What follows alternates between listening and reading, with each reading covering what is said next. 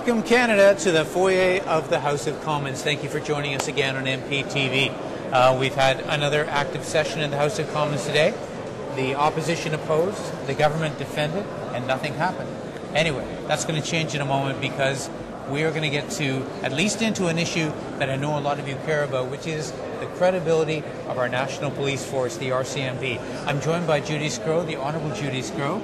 She's revenue critic for the Liberal Party, but you've also been instrumental in helping us peel back some of the onions of what's going on with the RCMP.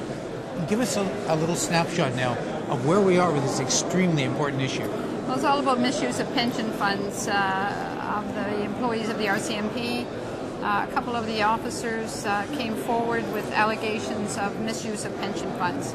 And you know, as for all of us, those issues of pension funds are critically important, as well as the fact that the RCMP is a very beloved institution that the Canadians love and respect, and to have these kinds of issues coming forward, there's been serious allegations, and it seemed that every time someone would raise the issue, they would immediately be transferred to another area of work within the RCMP. So it's taken about 4 years for this finally to get before our committee, and to have officers come out and testify in full uniform about these kinds of things going on. And we've had full confirmation of it, there's no question about that. It was well in excess of $1 billion. Unfortunately, you know, as you start peeling away the parts of an onion, you uncover many other things, and there's also been issues of contracts being given to preferred people, and Deputy Commissioner of Public Works said yesterday that it was nothing short of rigging the contracts so that certain people got them. It's very unfortunate, and it's certainly not a good thing for Canada or the RCMP. Well, a lot of people, of course, have watched Mr. Zaccardelli make his various pronouncements and appearances, a very strong individual, and I think there's out in the public's mind, there's a huge amount of disbelief, I guess, that the head of the RCMP could be charged with the kind of things that he has internally. I mean, how much of this rests at his feet? Do we know that yet? Well, you know, it's a huge organization. There's 26,000 people who work for the RCMP. And what we're trying to do is follow the trail. It seems as if, based on what we're understanding, there were, as far as the contracts, there were a couple of people that were in collusion. And that kind of stuff was easy to go on without the commissioner knowing for a period of time.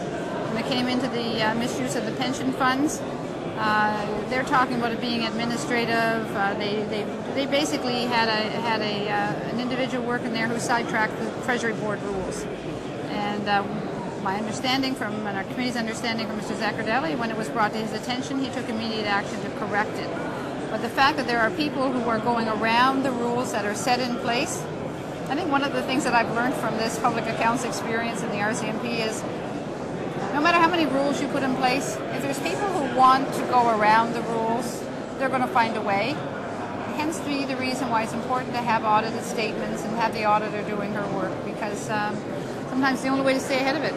All right, what comes next? I know there have been some calls for a public inquiry. Do you think that's a good idea, and do you think it will happen? I think it's important at this point. There's been a lot of damage done to the RCMP's reputation. And, you know, they've been around since 1909. And maybe it's time to have another look at how they operate, and maybe we can find a way through a public inquiry to find something good that has to come out of this.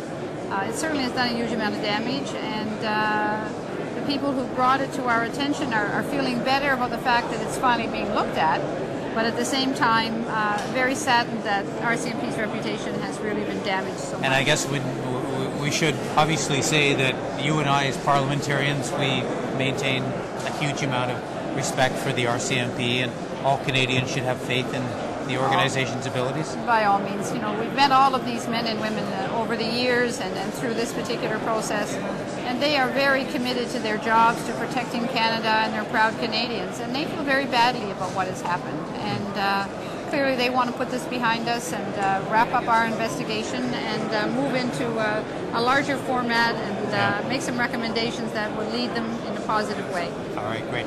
Judy Sgro, thank you very much. Very welcome. Thanks for watching MPtv.